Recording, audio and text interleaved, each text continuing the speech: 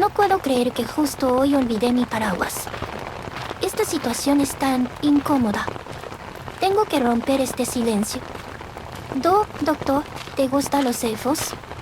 Bueno, diría que me gustan sus orejas, la forma en que pueden vivir tanto tiempo y, sobre todo, sus ojos y su cabello castaño.